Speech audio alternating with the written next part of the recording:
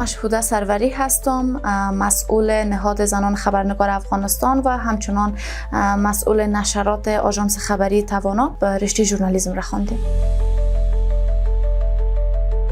سال 1400 ما در دنیای رسانه پا گذاشتیم. رشد ما از همون زمان شروع شده. در آژانس‌های مختلف کار میکردم تا اینکه بالاخره مو جایگاه خودم ما پیدا تانستم.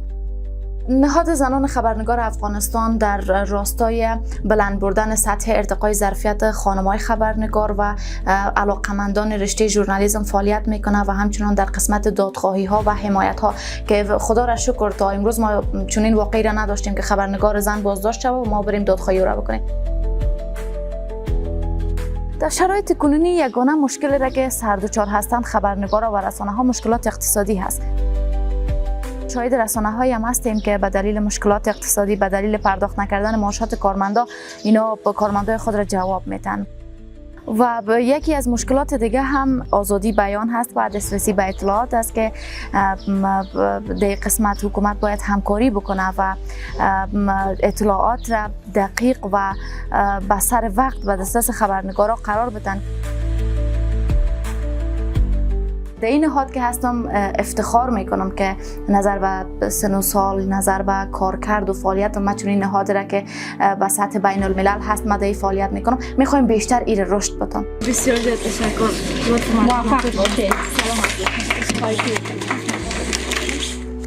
فعال بودن زنانی که در شرایط کنونی که در جامعه رسانه‌ای کار میکنن خیلی موثر است برای جامعه رسانه‌ای و مطبوعات کشور، چون که ما زنان خبرنگار نیمی از پیکر جامعه رسانه‌ای هستیم. یک خانم وقتی در رسانه کار میکنه از همون ماش خود شاید یک خانواده را این سرپرستی بکنه و در بخش اقتصادی خیلی کمک میکنه براشان. در آینده خود یک انسان خیلی مفید برای جامعه خود ما میبینم. دورنمای ما هم است که ما باید یک انسان مفید باشم برای جامعه. یعنی ما از دوره مکتب صدا بلند کردم، گفتم من خبرنگار میشم، ما پیش میرم بنیاد خیریه جور میکنم، به فقرا کمک میکنم. یعنی تا این دم که تا اینجا رسیدیم ما 10 سال بعد دیگه خود را بالاتر از این جایگاه میبینم. جوانایی که میخواهند در عرصه رسانه‌ای به ویژه در خصوص نهادهای مختلفی که حمایت از خبرنگار و رسانه‌ها به ویژه در بخش بانوان کار میکنند، یکی از او کسایی که بیشترین تاثیرگذاری را داشته بانو سروری بوده.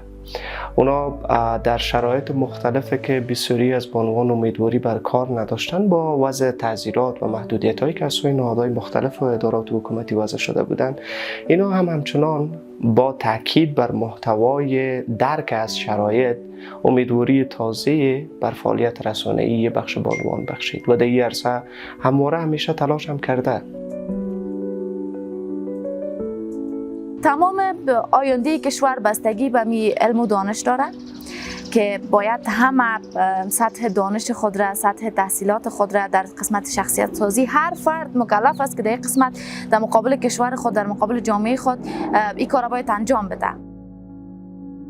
شرایط اگر برابر شوه، در به دانشگاه ها باز شوه، یگانه کسی که دیگه میده و طرف ثبت نام کردن دانشگاه خودم هستم، چون هنوز هیچ هستیم ما. یعنی علم یک بحری است که تمام نمیشه، دانش بحری است که تمام نمیشه و به هر دختر خانمی هم که در افغانستان هست و حالا از دانشگاه باز مانده یا مثلا تمام کرده، اگر فرصت و شرایط مهیا میشه باید تحصیلات خود را ادامه بدن. ای کاش روزی برسه که خبر خوش باز شدن در به دانشگاه ها و مکاتب به گوش تمام دخترای سرزمین ما برسه و همه خوش و خوشحال همه بدون طرف دانشگاه ها و مکاتب.